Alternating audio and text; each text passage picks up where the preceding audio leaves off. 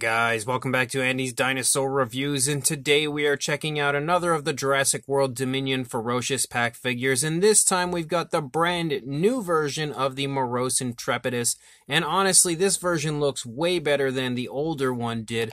Coloration-wise, it's a lot closer to screen accurate. Sculpt-wise, it's the same sculpt as before. There's no difference as far as that goes. So, unfortunately, the sculpt is not screen accurate, and in fact, it kind of looks a bit off compared to what the Moros looks like in Jurassic World Dominion, but the coloration is definitely a lot nicer on this one compared to the kind of brighter, stranger-looking version they had before. But as far as the box art goes, it's pretty much your standard, as per usual, and then here on the back, you can see the other Ferocious Pack figures that are out. Of course, Moros is the one we're looking at now. We've also already reviewed the Ionosaurus, and then the Atrociraptor and Velociraptor are yet to come. So let's pop this out of the box and check it out. So here is our new version of our Moros. And yeah, there we go, it's going to stand. And definitely way nicer. I actually really like the coloration of this one. I think the colors look great. Again, they're definitely, after actually having painted a Moros recently, these colors are way more screen accurate than the older one was. Of course, it's not perfect, but it's as probably close to perfect as you're going to get when it comes to a toy like this.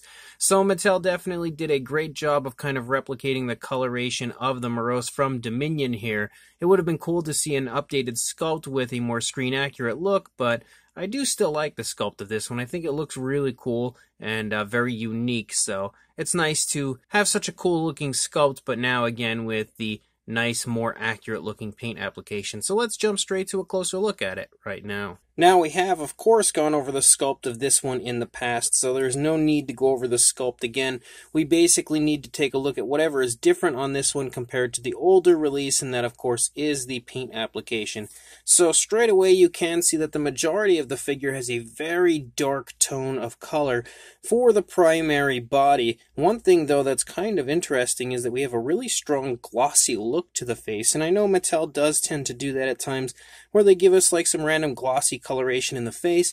They have done that here with this one, but I feel like what's kind of strange is here in the palette we just basically have the dark tone of the body, but they still gave that the glossy look. Normally if they give you like an alternate tone of color in the face somewhere, like you see here with the red kind of around the eye, they'll give the gloss coat there. Not so much here where there's just no reason for it, but we do still have that kind of glossy look in the palette area. But you can also see again how that runs back here into that red all around the eye. You've got a yellow eye and then a black pupil, which definitely looks really good. And that red kind of just like designs there out away from the eye socket and sort of splotches and designs out, which looks pretty cool.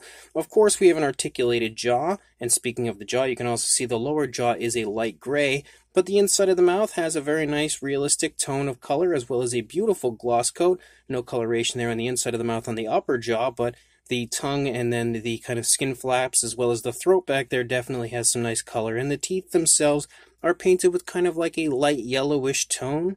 The teeth are absolutely too big and bulky, but they still don't look terrible, I guess. And you can see that both eyes are very nicely placed, very nicely painted, which is a plus for this one. A little hint of sloppiness in the teeth, but not too bad. As you lead back up here into these kind of quill-like feathers leading off of the back of the neck, you can see that we have kind of like a light gray that sort of splotches and designs all over that area, and it looks really neat. I actually absolutely love the way that looks. Definitely a very cool decision on the part of Mattel to kind of give it that look, and you can see that continues to run down here along the back of the neck and those quill-like feathers until we reach down here into the body. You can see a little bit more of it right there before we actually transition to kind of like that same red that we see up there on the face. You can see that kind of splotches and designs all over, but you can also still see some of the grays kind of leading through.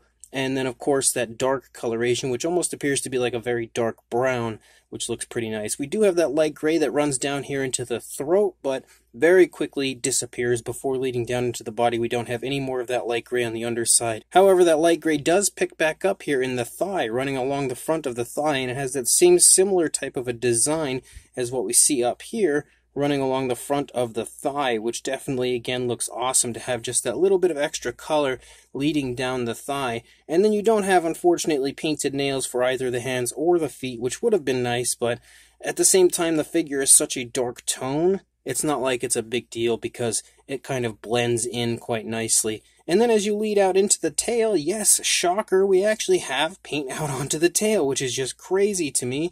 So you can see that that red picks back up again here in the tail and up in those feathers running along the back, and it actually completely overtakes the tail. By the time you reach the tip, it is totally red out there. So absolutely awesome paintwork on this one.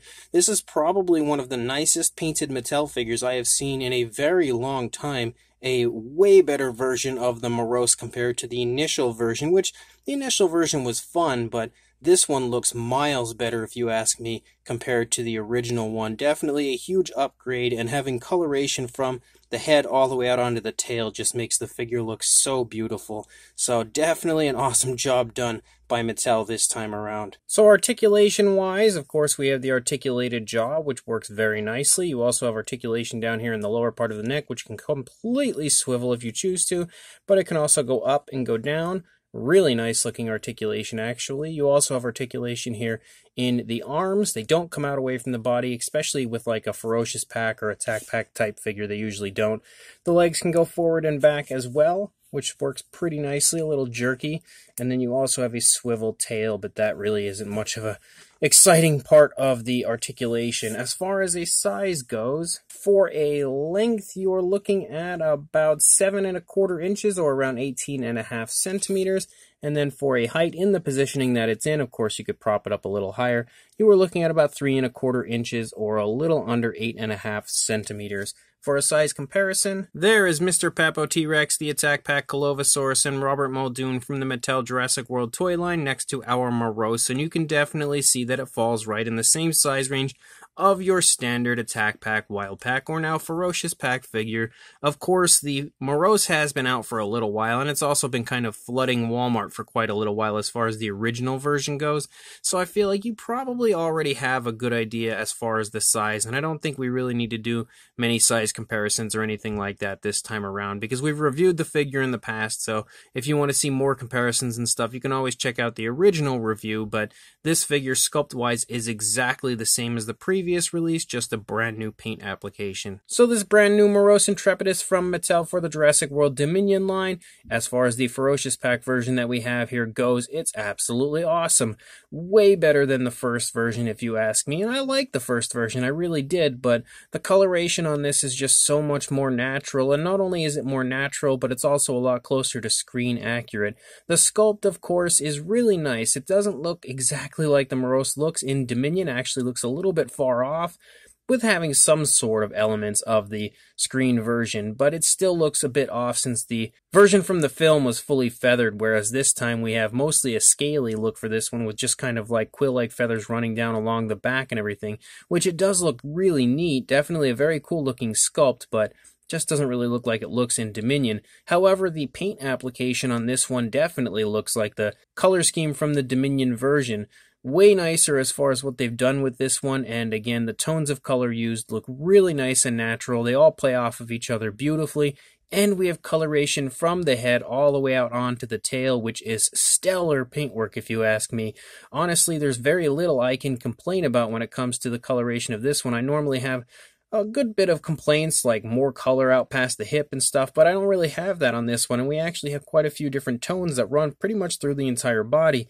Nail paint would have been nice, but again, with the coloration of the figure primarily being a pretty dark tone, it still doesn't look bad by any means. The only thing that honestly I think could have helped the figure a little bit would have been that light gray running further through the body, but past that point, honestly, it's a great looking version of the Moros. So if you are interested in picking this up, make sure you head to your local Walmart or Target and check those stores out, and hopefully you'll snag one sooner rather than later. And make sure you like, comment, and subscribe, and I will see you in the next review. Thanks for watching.